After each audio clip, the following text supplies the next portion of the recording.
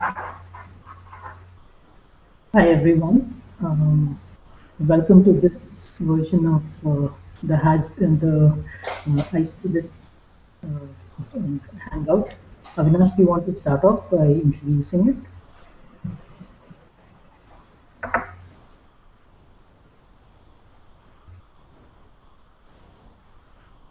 Go ahead, Rinka. Okay.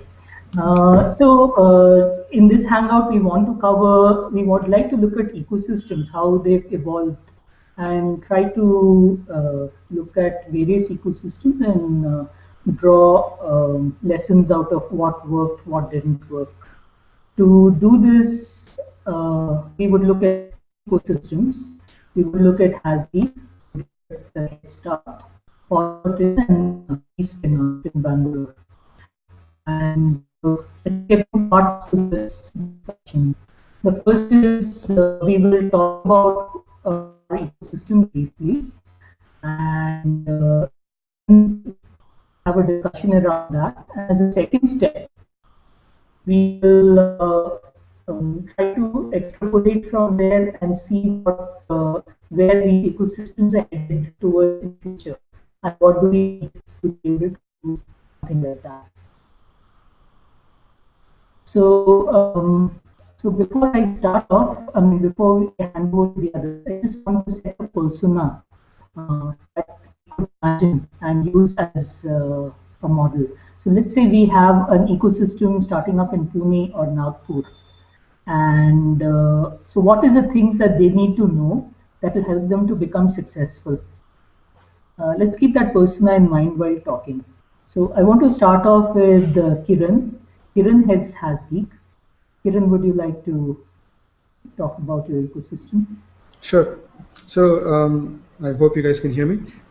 So I started Hasgeek in 2010, and it's an outcome of several years of being interested in community development and being a volunteer at various events. I've been an attendee at Fosterton for a fairly long time since the first edition.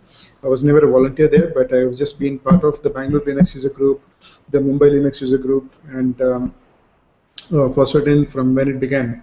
And in 2006, I started working on Barcamp Bangalore, which is still there around today, and I think it's the 13th or 14th edition now. So Barcamp started off as a way to say that let's rethink the way we do community events, make them a lot more open, a lot more user controlled, and essentially the unconference model, where you turn around the notion of who's supposed to be deciding what happens in this event and turn it around and put the community in charge. And a lot of this was made possible by new age collaboration tools, that until you had wikis and online discussions, you couldn't run a community event that was actually organized completely by the community. So Barcamp came in at a time when that became possible, when there were enough people with internet access and the ability to go edit a wiki and the understanding of how to edit a wiki, that you could build a community collaboratively curated event. So after doing Barcamp for a couple of years, I started to think that this could be done a little more professionally. That while Barcamp was great, we actually have never had a proper curated conference model in India. Apart from Fosterton, there really have been very few examples of events that were built by the community and run on a large scale successfully. So what I felt was that while Barcamp was a great example of how to do it right, it could be done much better if it was only someone doing it full time, and that's when I started getting into Hasgeek. And the way I think of it, Hasgeek is not a community; it's a community service provider. We are a bit like a utility. The fact that you have a cell phone service from Airtel or Vodafone that allows you to talk to your friends does not mean that Airtel and Vodafone decide what you can speak to them. They just enable the conversation. And what we're trying to do with Hasgeek is to be that kind of an agency, that we create a space in which people can come and talk, but we don't control what they talk about. So I think I'd like to think that it has worked out for us because there just happen to be a lot of people who come to our events right now. We are close to about 10,000 people who have come to the events over the last 4 years. And most of them have come in buying a ticket, which means that they actually think this is something that's worth putting money into. And I'm quite grateful that the approach that we took has worked out so far. Okay, that's about it for us. So that was fairly interesting, Kiran. Essentially, what you're saying is that you wanted to create a platform. Yes. Anyone can talk about anything on that platform. Exactly. And what you are essentially trying to do is, because anyone can talk anything, over time, birds of a feather have coalesced, and therefore now you have a big data platform, and you have a Android platform, and so on and so forth. Exactly. Right? So you are actually enabling infrastructure. Absolutely, yes. Okay. That's interesting. So, and I think the key part is, so it is really the community who drives that. That is the key message, right? Exactly, yes. Given. Yeah. Okay. Next, I think Amit, would you like to talk about Headstart? Sure, Rinka. So, Headstart is a pan-India non-profit that promotes entrepreneurship at the grassroots across 15 cities in India. We also started in late 2007. Had our foundations in work camps as well. So we do a bunch of things like startups all across. Different cities have different levels of maturity when it comes to entrepreneurial education. In places like Bangalore, there are totally different problems to solve than say cities like Shimla or say Vijayawada, for that matter. And many of our initiatives are aimed around solving key problems that entrepreneurs face. So in cities like Bangalore, what we are focusing on is helping startups acquire customers, guiding them with early stage investments, doing a bunch of events around finding good co-founders, hiring, which is a pretty big challenge, assisting them with that. In other places, we are focusing around just providing that knowledge base on what not to do while starting up, and that's what we do. So our key initiatives, we are a community, and we do a lot of events, about 150 events every year. And our flagship product is called Startup Saturday. So on the second Saturday of every month across all the cities where we have a presence, we have this event which facilitates networking and also gets people who are successful from that city as an entrepreneur to come and share their stories. So these stories really strike a chord because we invite them to talk about all their failures and the lessons learned. And a lot of people get inspired. Hey, if he can do it, so can I. Besides this, we also create rich panel discussions in bigger cities and a skill building kind of a talk where people could learn something about these disciplines. So that's what we do. Many of our at Startup Saturday, and some of our other initiatives are, as I mentioned earlier, around helping people find the right startup ready talent and as well as potential co-founders. We do some events focused totally around existing entrepreneurs called Headstart clubs, wherein we invite 5-7 people together along with an expert and have very focused discussions around helping them solve each other's problems. So that's pretty much what Headstart does. We also have an active mailing list and a pretty active Facebook community where a lot of people come, discuss, solve, ask a question, get a lot of solutions. But I would definitely say that Bangalore Startups is the place to be if you're there on Facebook. Okay, that's very interesting. So if I am to kind of contrast you with what Kiran is doing, you are not completely, but almost like a vertical that focuses on entrepreneurs and everything that is needed to enable entrepreneurs. Yep. Our job is to make entrepreneurs win and create a thriving ecosystem for entrepreneurs in India. Rinka, similarly, we are focused entirely on developers. So we don't have anything that targets entrepreneurs. Our entire focus is on people in technology and the technology they're building. So there is a kind of a possibility. I mean, there's definitely this thing of collaboration, because the entrepreneurs who are developers will end up on both platforms. Absolutely, yes. Yep. Mm. Mm. Okay, so let me talk a little bit about BSPIN and talk about how it evolved and the directions it took. So BSPIN was actually what was actually the software process group, and it happened in around 95.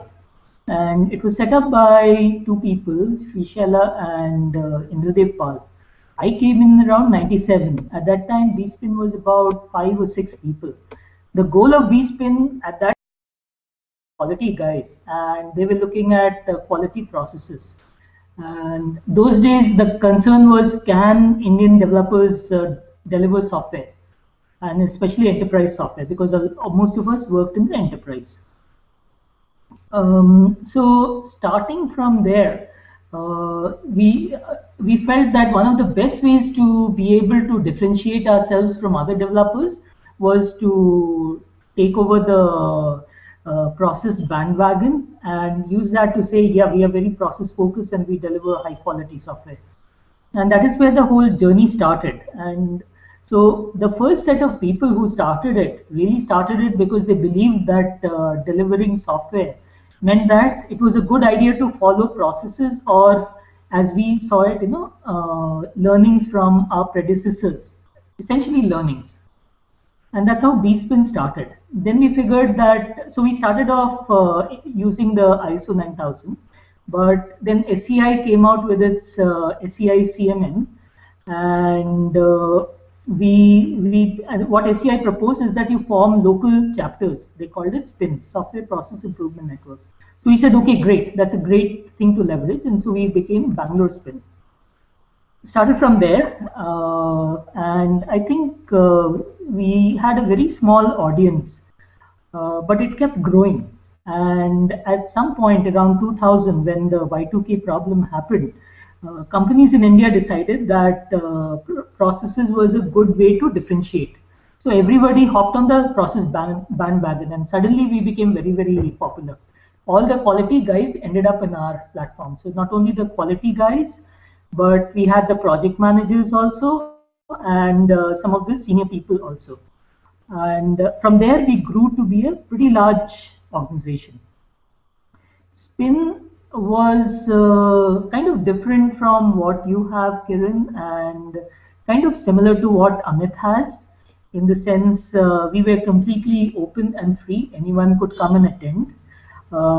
We did not have an established organization, whether a society or this thing. But what we had was just a name, and really SPIN was simply a website, a web page on STPI's website for many years. What would happen is we'd hold the talks at the various hotels, and we had multiple people come in to sponsor us. And the reason they sponsored us is because the talks were completely open. And people would come in and they'd attend and say, hey, this is really good. How much do we pay? And we'd say, nothing. You don't need to pay anything. It's free. The fact that you spent your Wednesday evening here is good enough. And that attracted a lot of people, actually. What happened was a lot of people wanted to pay back. But see, we actually didn't want to go into the hassle of setting up a company, doing all the paperwork and stuff like that. So we said that we would not have anything established. So people said that, okay, they'll have their organization sponsor our SPIN talks. So we would have Intel do it for 6 months, Hasgeek do it for 6 months, and so on and so forth. And most of the companies did that. From there, then we decided that it would be a good thing to start sharing knowledge. And one of the first things we did was to set up something called a benchmarking special interest group. The goal was to share data on projects and detailed data, so that we could look at those data and figure out how the process of development and delivery could change. When we started off, people started by saying that no, this is confidential and we can't share it. And they said, we've got to sign an NDA. And we had like 5 or 6 meetings just discussing the NDA, nothing related to the benchmarking. Then one day, Srishala, he put up, I think, 10 projects out of Verifone. And that kind of broke the dam. People started presenting data. And the NDA was actually signed after the first, this thing was done. And at that time, we had data, like that an engineer in Bangalore can write 100 lines of code. Actually, it was 10 lines of code and would produce 1.4 defects per 100 lock. And that was pretty powerful. If you're trying to scope a project, or if you're trying to understand where the problems lie, what kind of problems, whether they lie earlier in the phase or later in the phase, that was very powerful. And it had a significant impact in a lot of organizations. SEI was very impressed with that data. So that continued till around 2005. And around 2005, we were kind of tired with what we were doing. And so what we did was select, a lot of people wanted to join the core group because it was good to have on your resume. So we told a couple of guys, chose the right guys, told them, look, you want to run the core group? The guy says yes. So we said, okay, we're all resigning and you guys take over and run it. And so we kind of a creative destruction. We all quit, and the next gen we handed over to them. They broke up SPIN into 5 sub areas. So there's a SPIN Bangalore East, West, North, South, and Southwest or something. So there are 5 of them. It's become more powerful, and a lot of these lessons went into spawning SPIN Chennai, SPIN Mumbai, SPIN Pune, Delhi, Kolkata. A lot of those took off from this. So I think those were the early days when there was nothing equivalent, and this was like SPIN is still very, very live, but in a lot of ways I think it's lost its relevance because quality has now become intrinsic to most companies' development and delivery cycles. So yeah, that's about SPIN.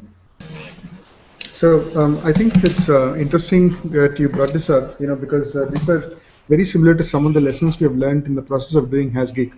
So one thing is about the free event versus the paid event thing. We actually started off doing free events, and what we realized was that eventually there is financial pressure on paying for the various aspects of an event, whether it's renting a hall or paying for the food. And we spent a lot of time running after sponsors, trying to get them to sponsor things. And one of the things that we set off as one of our core principles is we do not want commercial talks on stage. That if you're coming to speak at one of our events, it has to be knowledge that you're sharing with the community. It has to be open source. And this meant that for a lot of sponsors, there was no value in this. We, despite 10 years of Fostered in, we went into the market at a time when companies still would not support an open source event because there was nothing in it for them. And so what we realized is that the people coming in had no problem paying for their own lunch. And they just thought it was very strange that we were asking somebody else for money and making it free for them. So the first 6 months, all our events were free. We did 5 of them, and then we realized we were making a mistake and we needed to start charging people for their own lunch so that we didn't have to depend on a sponsor to make an event possible. And once we started doing that, we realized that this actually made it more interesting for sponsors because now it was an audience of people who really were interested enough in the subject that they were willing to pay for it. And it wasn't just people coming in because it was free. And that made it more appealing to sponsors. So it kind of was an unexpected turn of events for us. We thought that we were doing it wrong by charging people, but in fact, everybody liked it that we were charging. Now, this doesn't mean that there aren't people who are upset that the things are being charged for. And I wish Kishore was on this call because he can tell you about how much struggle Fostered in went through trying to explain to people that it was good for them to cover their own expenses. Because that meant nobody else could interfere and demand what the content is going to be about. Now, the other part that you raised, Rinka, is you were talking about how you found it very hard to convince companies to open up about their internal systems. And in fact, this is a struggle that we went through for a long time. And we kept explaining to a lot of companies that it was good for them to open up about their internal processes. It's taken us a while, but I'm glad that we stuck with that push. Because now we're seeing a lot of companies do that. Flipkart is a regular company at our events. They regularly send people to come and talk about how their internal systems work. Myntra has started doing that. Intuit has been doing that at our events, and all of these guys come out and give up proprietary information from one of our events, explaining to the world how they work internally, not just as a way of glorifying the company, but as a way of giving away their actual internal secrets. Before I go to Amit, I'd like to hear Amit's perspective. Just one question for you, Kiran. What has been the value to the companies by opening up? Because the act of opening up is really, really tough. What do you think has been the value to the companies? So is that for me or for Amit? For you, and then we'll go to Amit. If you can do that. So the value is, there are multiple values. Some of them are practical, some of them are for the ecosystem and the greater good and so on. The most practical outcome is that a lot of companies have recruitment problems, mainly because how they work inside is completely opaque to an outsider. And if you're hiring someone from outside to take up an engineering job, now chances are that this new recruit knows nothing about how the company works inside, and therefore you have to put him through a training program. And if your training program is going to be 3 or 4 months, then that is 3 or 4 months of downtime, that you've hired someone and engaged somebody else who's already on payroll to spend some time teaching this new person. That's 2 people who are not productive until you bring him up to speed. And that is just a waste of resources. Just because you want to hold something as being an internal secret, you're wasting money on teaching people, and of course if the person leaves, then your proprietary knowledge is left to the person anyway. So you might as well put it out before you hire someone. So what you're saying is it boosts the knowledge in the system. It essentially, by putting the knowledge outdoors, you can recruit someone who already knows what you want them to know, because you're the one who made sure they knew it before they came onto your payroll. So that's the most practical aspect, and that's something that a lot of companies are starting to see the light on. I'd like to go to Amit and hear Amit's perspective on BSPIN. Amit, do you want to say a bit, and then we'll go into some of the questions that we need to explore. Sure thing. So, a view on which topic in particular? Would you like to ask any questions on what we've done in BSPIN, or have any thoughts, and then we can go into the Q&A? No, I think the introduction was clear, plus I had the opportunity of having a pretty long conversation earlier with you. But the point that Kiran raised about our activities being profitable, or at least we should make enough money to sustain whatever we are doing, is a very valid one, and we've cracked it in a different way, so I'd just like to touch upon that a bit. Make sense? Yeah. Yep. So now we guys are totally volunteer driven. Currently there are about 63 active volunteers around India, and we have 2 employees too. And so bulk of our activities actually are driven by people who get paid nothing, and they do it out of their own interest and passion. That is another route that people could take, and I could perhaps at a later point in time share what are the various challenges that come in a completely volunteer driven model, and what we have been able to successfully implement to keep people inspired in continuing to invest their time in these kind of activities. But it is totally a necessity that the organization per se has to be profitable. Otherwise, there's way too much energy invested in just getting the funds in place, and not enough mind share being devoted to solving a problem really for the customer or the end user. Okay.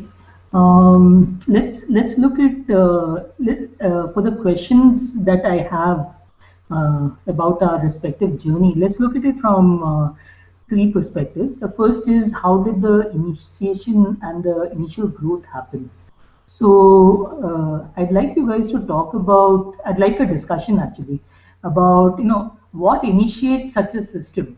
So the goal is, imagine somebody in Pune or Nagpur who's got a problem, and he thinks it's a good idea to set up an ecosystem.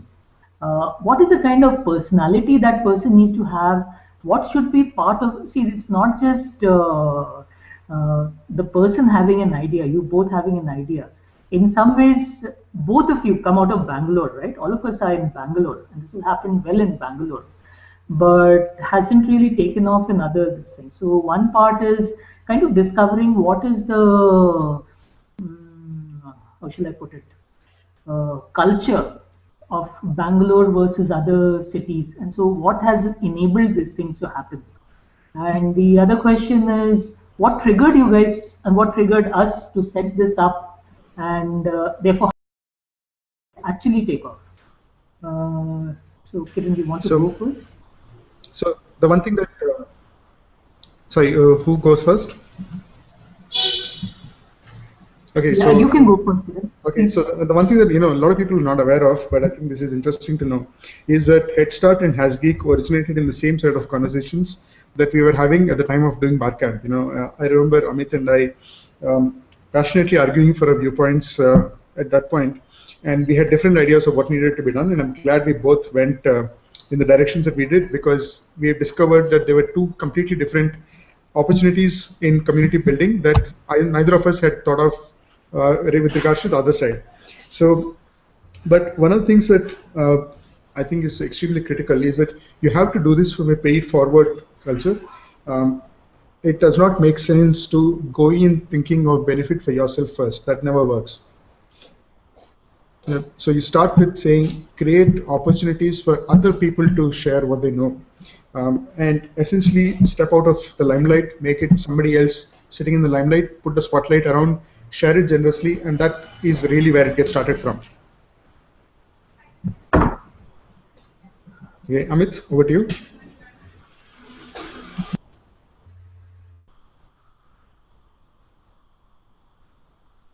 Amit, we can't hear you. I think you're muted.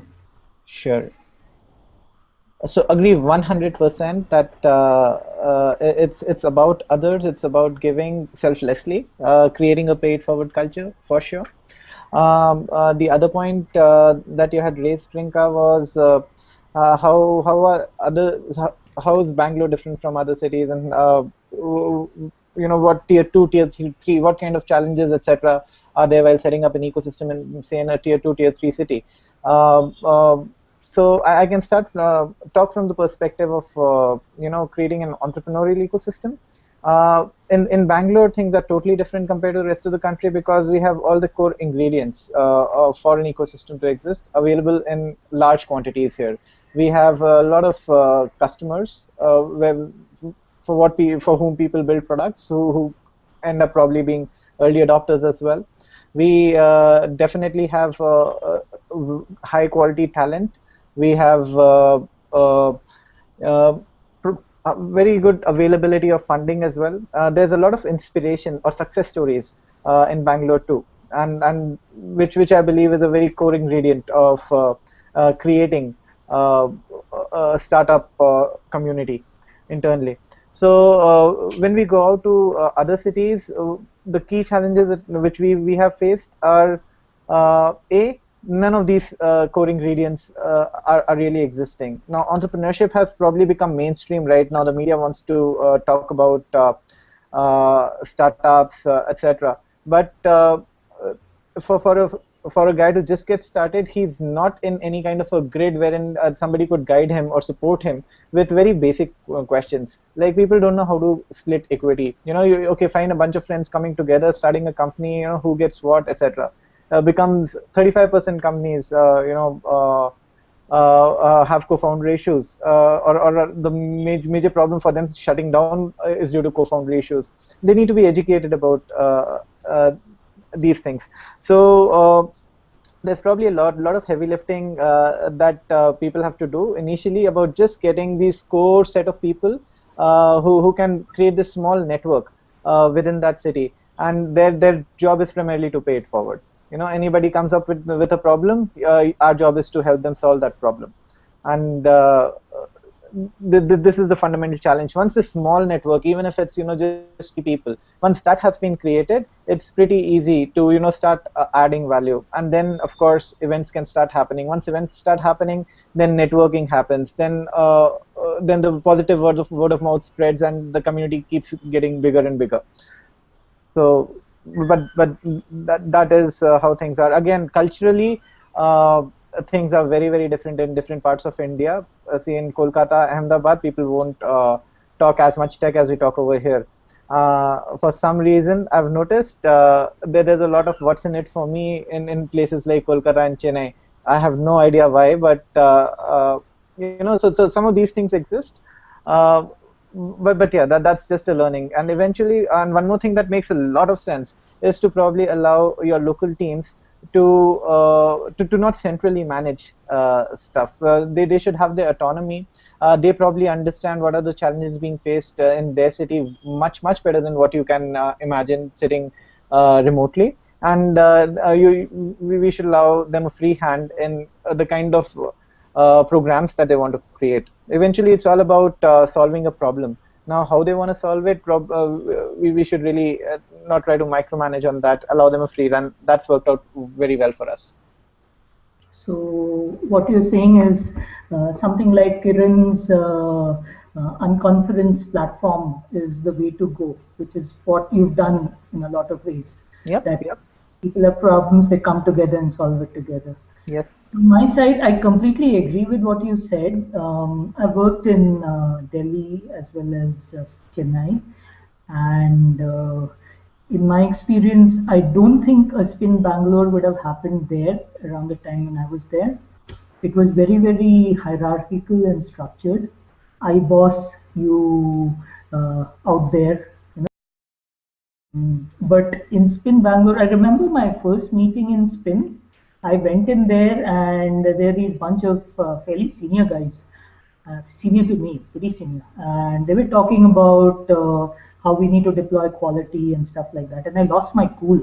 I just blasted them, saying that all this stuff is fine, but if companies are not going to buy it, you guys are just a bunch of guys sitting in a corner and talking about all this stuff.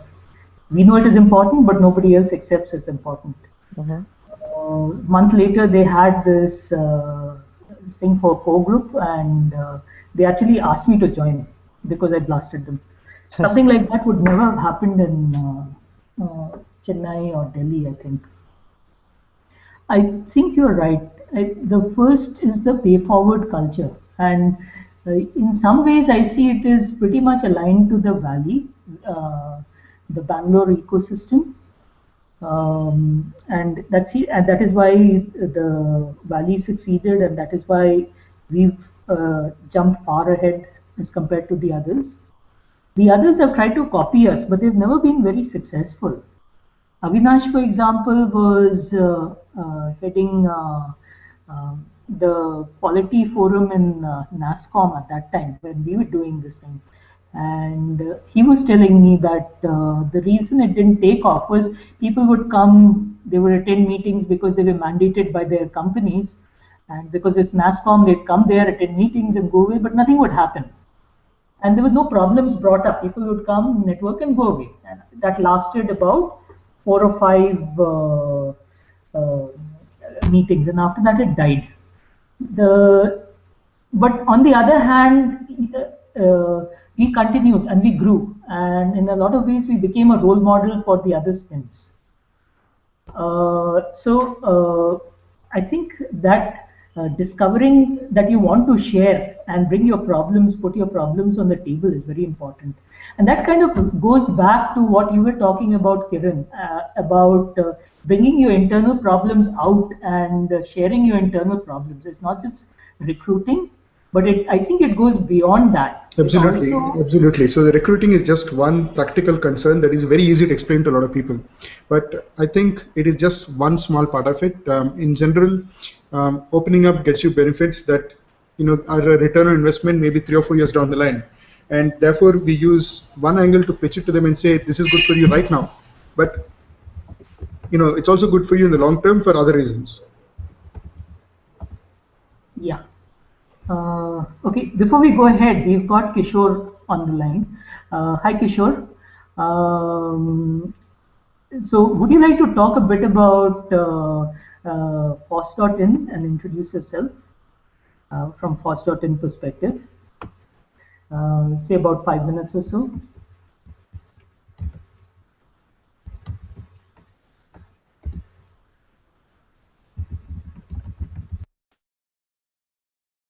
Kishore?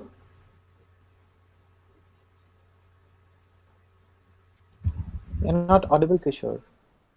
Yeah, we can't hear you.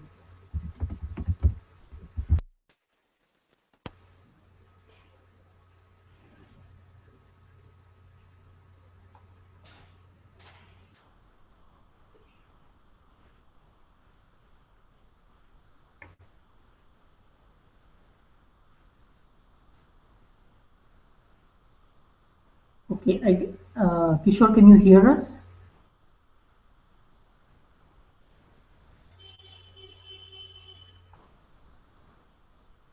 Kishore, we can't hear you. Can you hear me now? Yes. Okay, so I was just saying that I don't know what all I have missed because the meeting has been on for quite a while. I just wasn't able to get away from the other one. Do you really want me to talk about FOSS.in right now, or So yes, Yeah. what we've done is we've talked about our respective ecosystems, and it would be nice if you talked about FOSS.in. We've just about started on the Q&A, but I think another 5 minutes of you talking about FOSS.in, and maybe we could try and contrast that with the other ecosystem folks here. Okay, so I'll try and wrap it up really quickly then. So basically, first of all, I don't believe what we had was an ecosystem, but it was more of a community. It was essentially a community of users, and I think that's one of the core skills that I've had for a very long time, is building communities rather than building ecosystems. So we started, in fact, and the reason I'm saying we is because both Atul and I started at the same time. We started in 1989 by setting up initially a BBS community. In fact, Jace would remember that very well because he was a very active member of that community as well. Um, Gradually from there, we moved on to building the open source community in the country.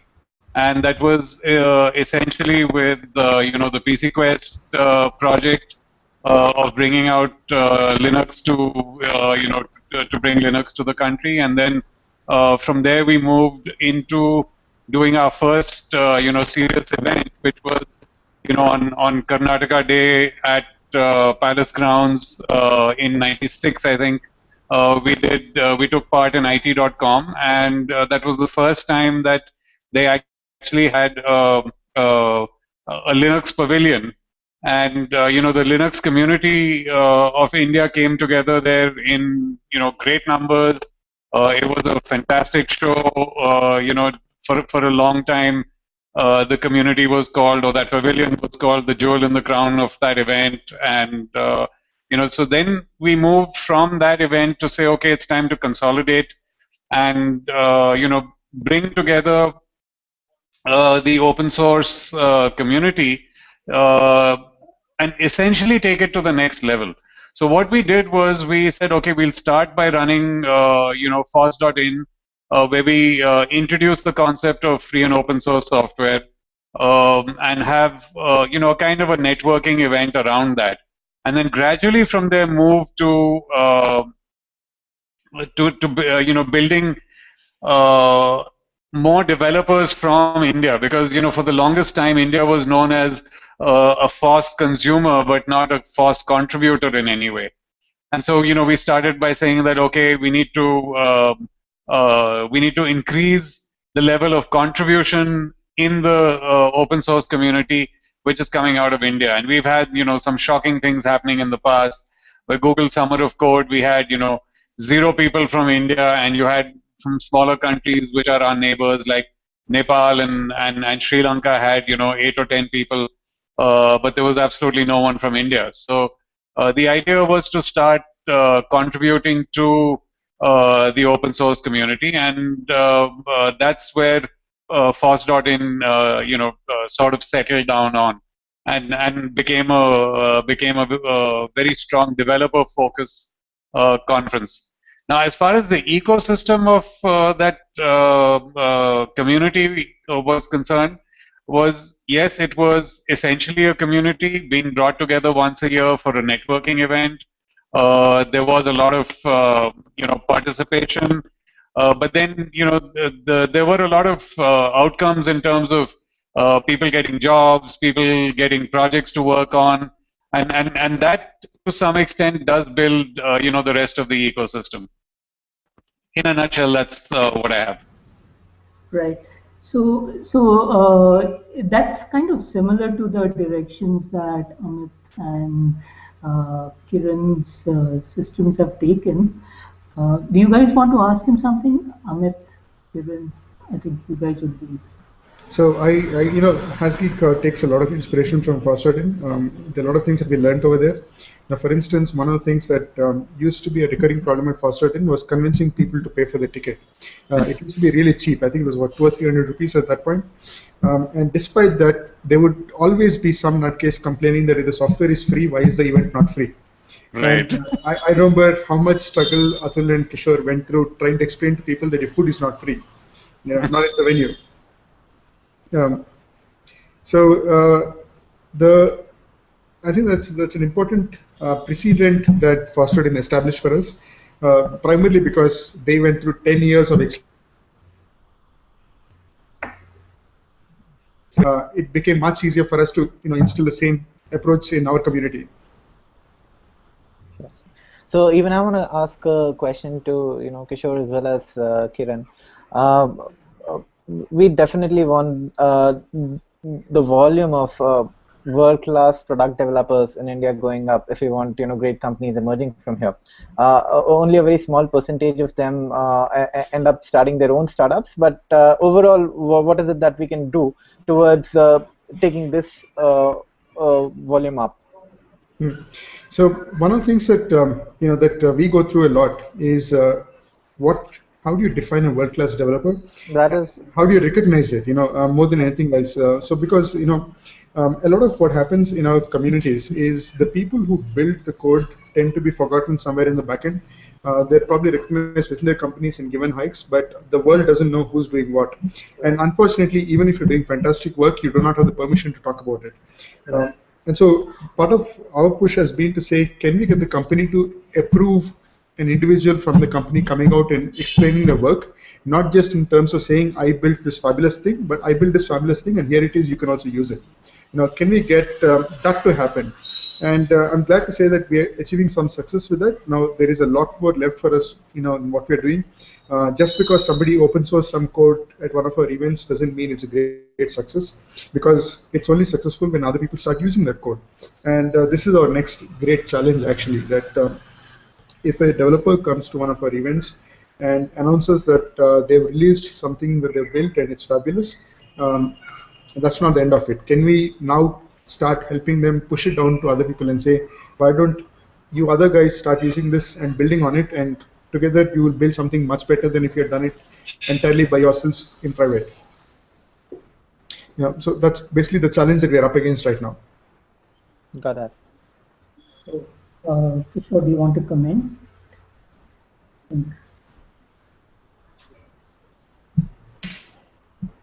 Sure.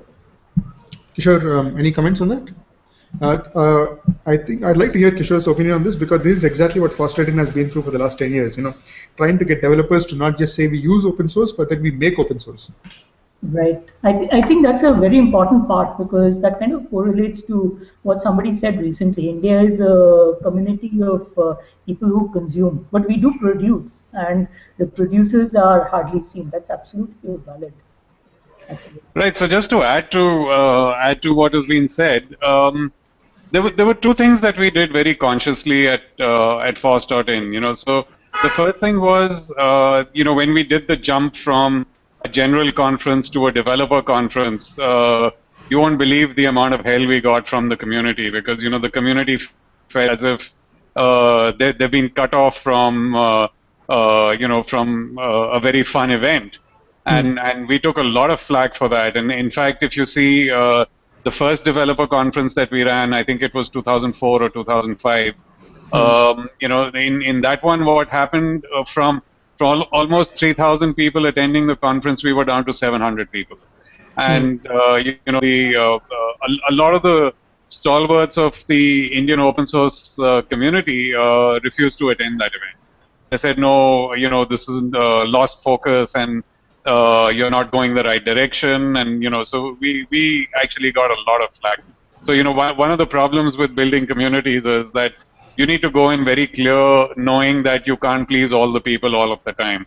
And we said, okay, we've done that. We've tried to please the entire community for a very long time, and now it's time to actually ramp up and get contributions in. The second thing that we did for encouraging contribution was we actually showed people how they could contribute. And there's that famous scene that happened at Force.in where one of the really well-known Linux developers got on stage, and then he started asking people questions. He says, if you've ever contributed anything, from artwork to code to documentation, and he started inviting those people onto the stage one by one to say that, if you've contributed code, come up on stage. Contributed to the kernel, come up on stage. So at the end of that, the scene was really, really hilarious because the entire audience was on stage. And there was very few people left in the hall. And in fact, if you look on the Flickr Force.in group, you will find that photograph. It was quite amazing. So the thing that we did was we tried to bring in a lot of the project owners, or I would say the project the people who conceived the projects. So like for the KDE project, we brought all the senior people from KDE to Force.in. We had them had the ability of anyone going up to them and interacting with them. For a short while, we actually had a name for that. We used to call it the Rasmus syndrome. Because we always got Rasmus coming in for Force.in, and the problem is if you have someone like Rasmus sitting in the hall and somebody says, I want to do PHP development, people would hesitate because here's the author of PHP sitting in the hall, and you're trying to say that I want to work on PHP. So we try to break that barrier down, saying that it does not matter. If Rasmus is there, you should approach him, and you should ask him what you can contribute, and then jump right into the project and work with him. And I think that's something that really made a big difference. Right. So just one comment on what you said, Kishore. What I'm seeing, and I kind of contrast that with what I saw in SPIN. See, when there's a change in direction, that is when there is a huge amount of manthan, if you will, or there's a huge amount of churn, and managing that is not easy. And I think Kishore, you've been through that. I at SPIN it was very clear quality, and that's it. Nothing else worked. But you guys want to comment something on this, and then I'd like to switch gears also. So Amit, you want to say something, or Kiran, or shall we go ahead? No, I'd say please go ahead and to the next one. Yeah, so I think going forward, I'd like to look at the attributes of the ecosystems today. See, if you look at where we were in the early 90s, 2000s, we had just one or two ecosystems, or communities, if you will. One was the Force.in, the other one was SPIN. And I think looking back at SPIN, what it was, we had to do almost everything to be able to succeed. I think there is a difference between what was and what is. And perhaps Amit and Kiran, you want to talk about what do you see the current ecosystem today? And what should we be doing differently to encourage this diversity? Is this diversity good? And how do we enable this? How do we grow from this? And Kishore, I'd like your opinion also. So Amit, do you want to go first? Yeah, sure. So entrepreneurial ecosystem, it's definitely thriving. What more can be done is perhaps greater collaboration between various entities. Now, back in the day, let's say 5 years ago, entrepreneurship wasn't as cool as it is right now. There was definitely Plug.in that had already started, but things are at a totally different level. However, we're all, even though there's TIE, there's NASCOM, iSPIRT is doing a fabulous job. We guys are there. Even though we are all committed towards the same cause, and have our own different approaches towards solving problems in the same space, there is very little collaboration that's right now happening. And chances are that if we do something collectively, we'd be able to accomplish much more. For instance, Bangalore probably has all the ingredients to be among the top 5, 10 ecosystems, startup ecosystems in the world.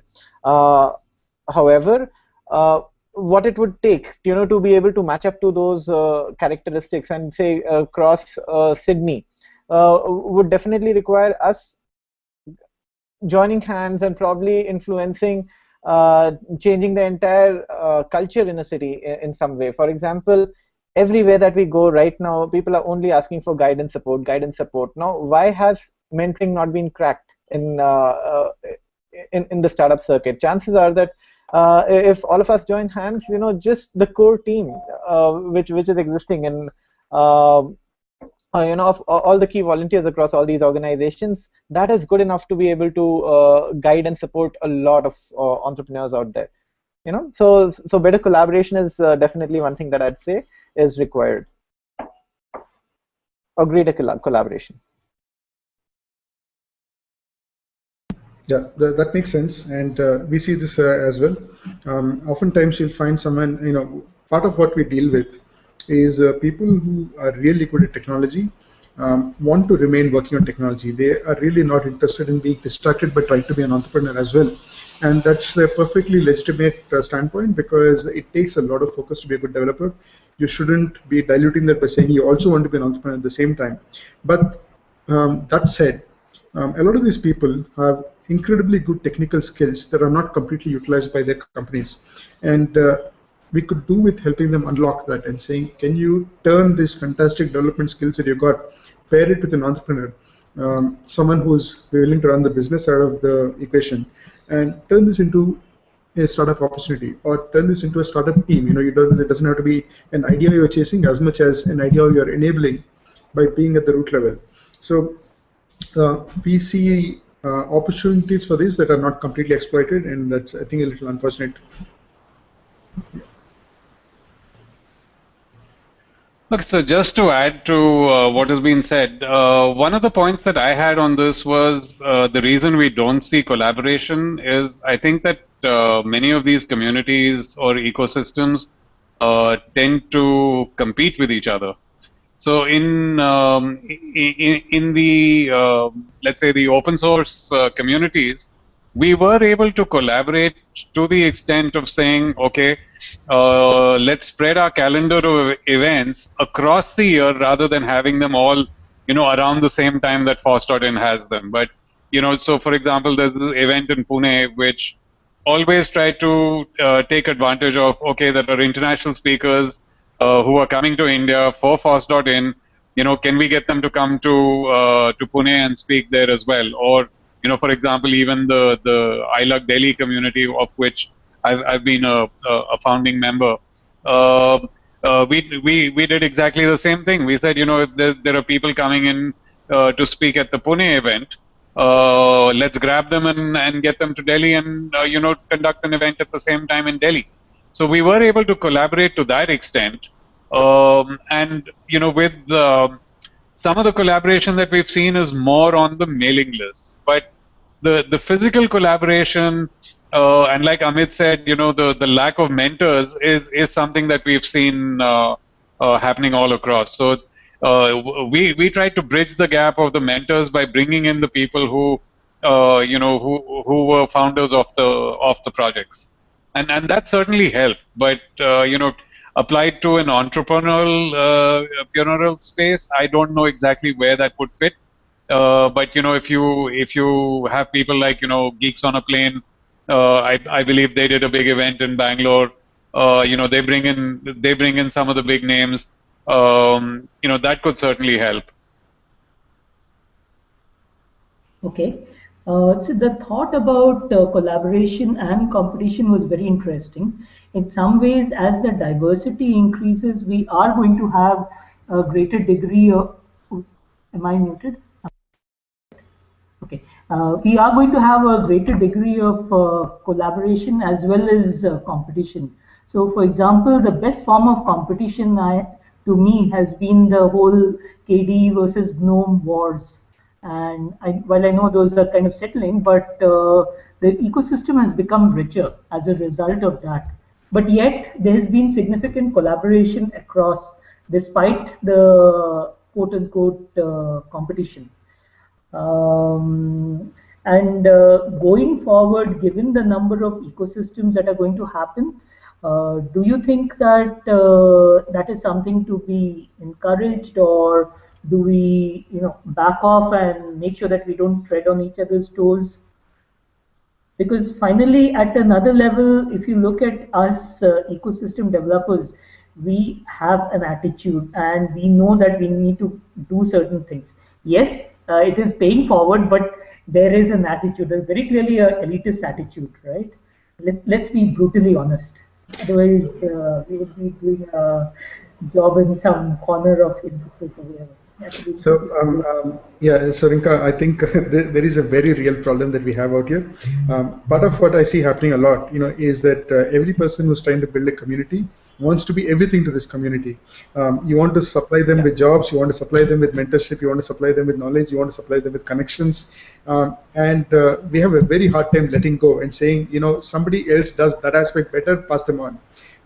I think one of the best examples of a successful collaboration that happens is the very old school method that is between a university and an employer. That when you graduate from a university, the university does a campus recruitment, tries to get you a job with the employer. They don't pretend to be employers. Employers don't pretend to be universities. That's a model that works very well as long as both parties agree that this is where you hand off, and the other party picks up and doesn't try to say, let's put you through school all over again within our campus.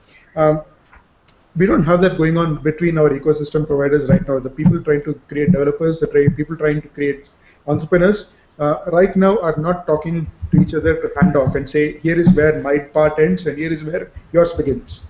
That's something we definitely could be doing a lot better. Totally agree on that part, Jace. And to comment on your point, Rinka, I think competition is good. It's super, because eventually, whenever there's competition, the customer definitely wins. And it's inevitable that people are gonna feel there'll always be people who'll feel that, hey, this problem needs to be solved, and I can do a damn better job of it than what these guys are doing. And the team dynamics, maybe you just don't like the folks who are addressing the problem right now. You don't want to work with them, and you want to come up with a better solution. Come on, just go ahead and do it.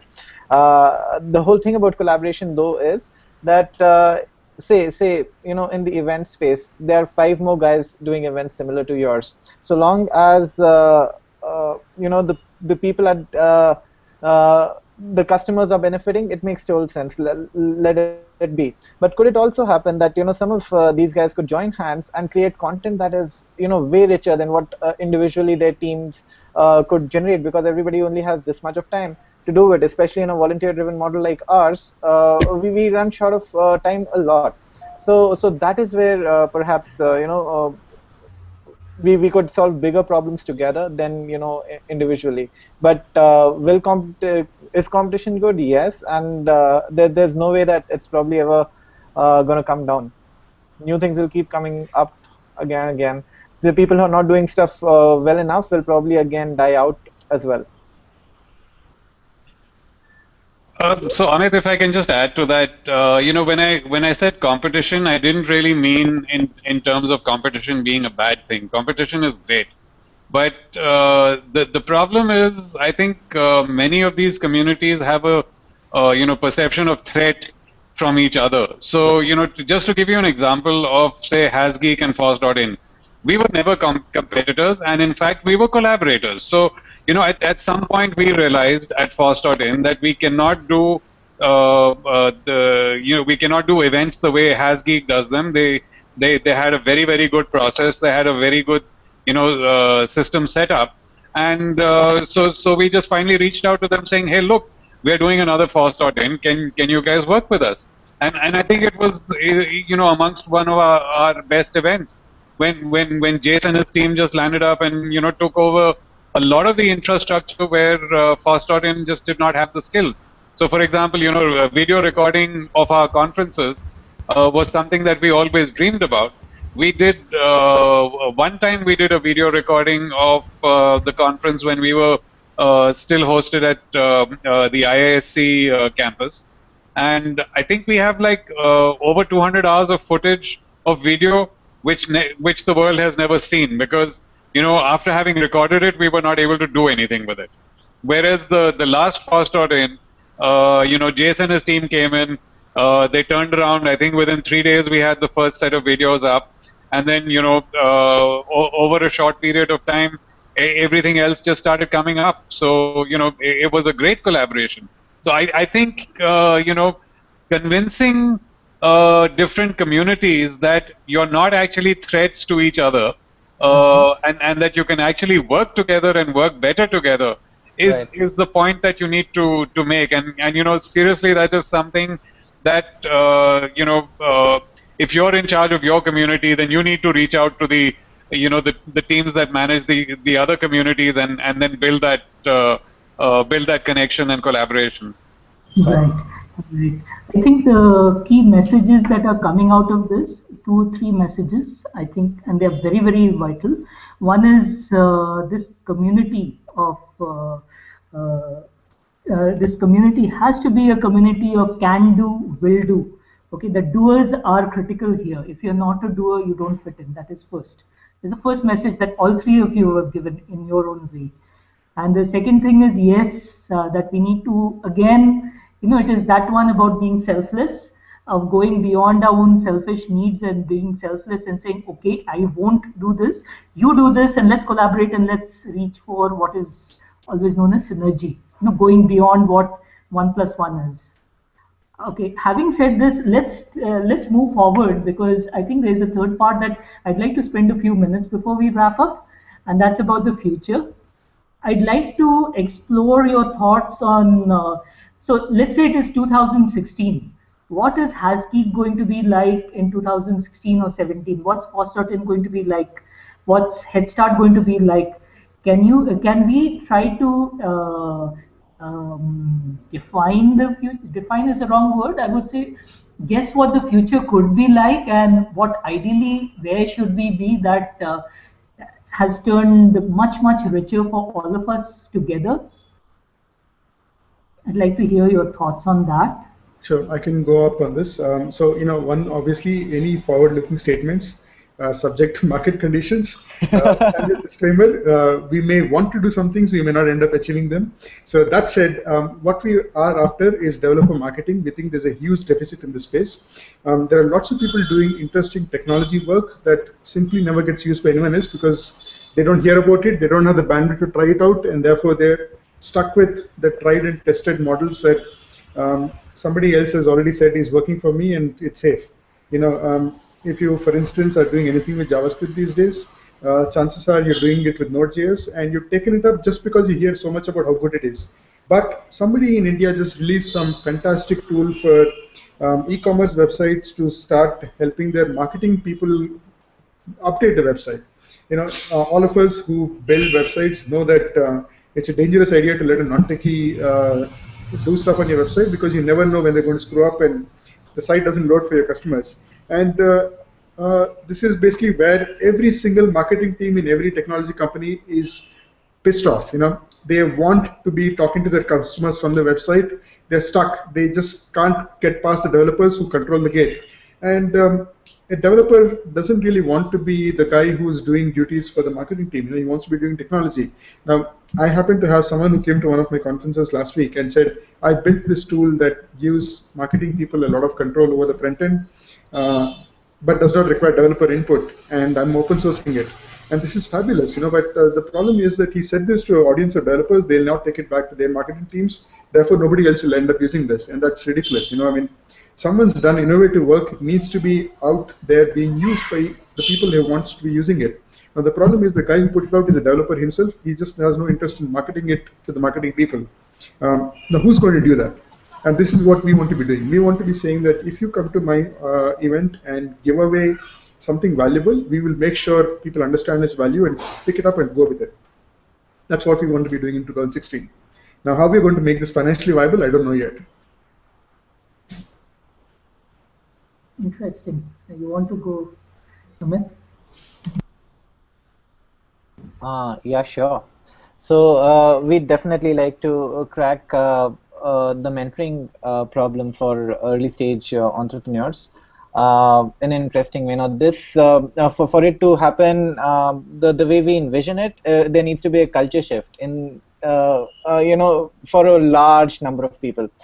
Achieving that culture shift is a very interesting thing for us. There are a lot of lessons. There are a lot of cities, smaller chapters that we've opened and closed. There are some things that we've learned from there, and chances are that we will take this learning and create and have a presence around 30 Indian cities. We would like to get the innovation happening in those smaller cities and towns to have them get national visibility and ideally become extremely profitable, because in smaller towns, one big success story leads to a crazy amount of inspiration, and that's something that I envision. And in a city like Bangalore, which is very very close, we guys are based out of here, and that's where Headstart started. We've got a pretty big team over here. We definitely want to take Bangalore to top 10 in startup genome, if that criteria is to be considered. There are a lot of experiments, at least 6 different Head Start initiatives that we are doing over here already, and we do a lot of badass stuff. Definitely, we would have done them within Bangalore by 2016. Stuff like sports tournaments, because we're just too busy working, and it's a good way for startup guys to come together. Probably some discourse too, and definitely more serious stuff, which involves creating a culture in which people measure. What metrics to measure in the first place, some education about it, and the overall discipline about guys, let's start measuring, let's start discussing, because that's you can't manage what you can't measure. You won't grow if you don't manage stuff, and this discipline per se is lacking, and that is something that we want to systematically address. Before you go, Kishore, I just wanted to make one comment. Actually, this is Amit. This is kind of after having listened to Jay's.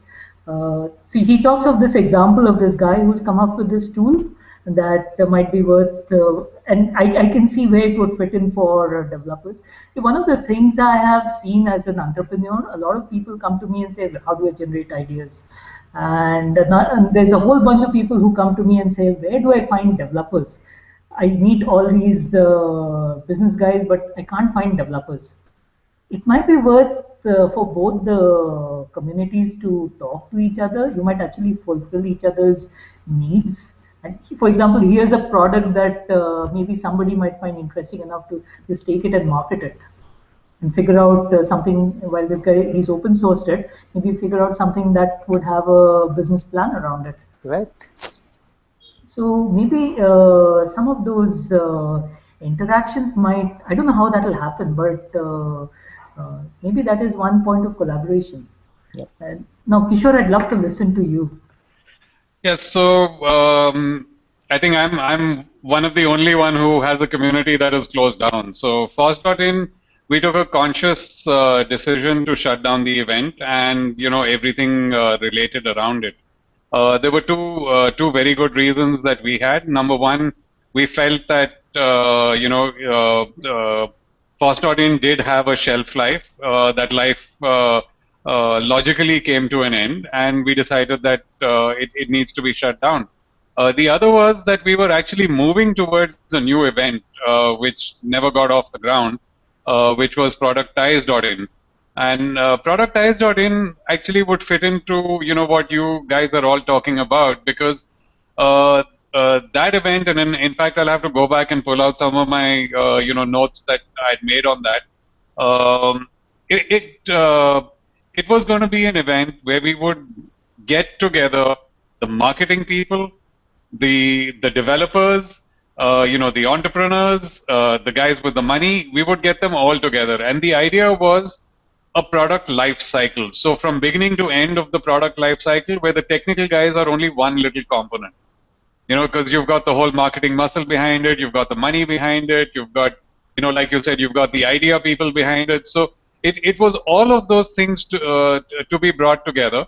and it would obviously no longer be just around open source projects, and that's where again we started getting a lot of flack because sadly we've been slotted as these guys only do open source, and so everything has to be free, lunch has to be free, and so that was a problem that we've had to live with pretty much throughout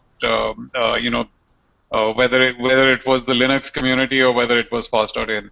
So when we first floated some of the ideas around productize, we didn't get a very good response. So it stayed in I would say in a holding stage for almost a year, and that was completely Atul's idea, and sadly no one has wanted to take it forward from there. But you know what? I'm seeing, like you said, I'm seeing chunks, bits and pieces of all of this in separate communities or ecosystems, and it is just a matter of somehow pulling them together to make something like this happen. Maybe because see, iSPIRT as a think tank does a lot of some of the stuff around the ecosystem, enabling the policies, helping entrepreneurs to make progress, bootstrapping, etc., etc. NASSCOM with its NPC has its own roadmap. You guys have your own roadmap. To me, what I'm hearing here is that it makes sense for all of us to come together somehow. I don't know what that somehow is right now, but that somehow if things can coalesce together, I think it will become a very much more powerful ecosystem. That's one. But there's another point you made, Kishore, that I'd like to touch upon really, is that all systems have their life cycle, and at some point they die. You've seen a death of a system, as you described. In some ways, I've seen the death of a system, SPIN. SPIN is not dead, but it's no longer as relevant as it was in the early 2000s. I think Kiran in some ways has been through it because Hasgeek is how a system has morphed, if I may kind of state what both of you guys are doing. You, Kiran and Amit, is the next gen of what FOSS was, right? They both of you have learned out of FOSS and have taken it forward, but your goals are different, right? Would you guys like to, I guess this would be the last part of this thing, would you guys like to touch upon how the system ends and there's some thoughts on that? And maybe Kishore, you want to go first, and then some of your thoughts and how something like that could be avoided. And then maybe I could touch a little bit on SPIN. So I think it's like you said, there is a logical life cycle for the community and for the ecosystem around it. And in the case of FOSS.in, I think when we started off, our objective was very clear that we wanted to bring awareness of FOSS and FOSS products to a larger community. So that's what we started with. We moved from there to the developer focus. And we said we want more contribution to happen from India. Now, when you get the bigger companies like, the IBMs, the Yahoo, the HP, all of them jumping into it, I think FOSS essentially became so mainstream that it didn't really need an event anymore to, to sustain that development and that growth. So, that was the logical end of it. And, the shift that we wanted to make was, the example that Jace gave of, a marketing guy talking to a bunch of developers, and then that idea obviously just dying there because the developers don't care about the marketing guys, which is where something like productize.in, would have bridged that gap because we were actually going to bring different communities together and bring them to a single platform. And I think that's what you're looking at right now. You may want to do a small event of just bringing together a bunch of different communities. Amit, you want to go next? Yeah, sure. So I don't have a great perspective on shelf life, but I can definitely share what doesn't work and probably some gotchas. The most important thing is perhaps team. Wherever you are getting started, if the core team in that particular city is not self-motivated, if they're not leader material who can think on their feet, take decisions, no, things don't really work out. A very big gotcha which Jace has already touched upon is, us trying to be everything for our community. Boss doesn't happen, and we've struggled doing that. We just have a tendency to get enamored with, hey, can do this, can do that, can do everything. But it'll probably be great if we go the collaboration route than probably trying to be everything to your community. And oh, I had another point, but I've just lost it. But in the interest of time, I'd let Jace continue. Yeah.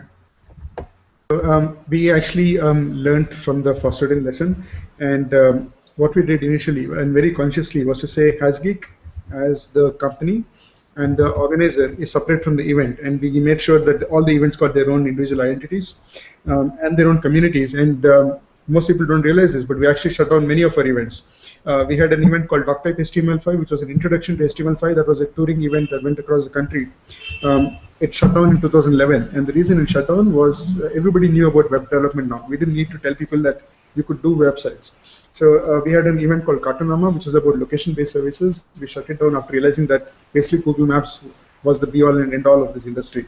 There wasn't really much space for anyone else to be doing location-based services. So we have shut down events when we realized that the community either was just too generic or too narrow to, even sustain itself. And this was something that we very specifically learned from fostered-in. Keep creating new communities whenever there's a new kind of opportunity. Shut down the old ones when they don't turn out to be sustainable.